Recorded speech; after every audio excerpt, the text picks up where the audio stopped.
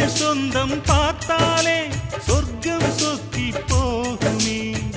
எங்கள் வீட்டில் பூத்தாலே பூவின் நாயுள் கூடுமே.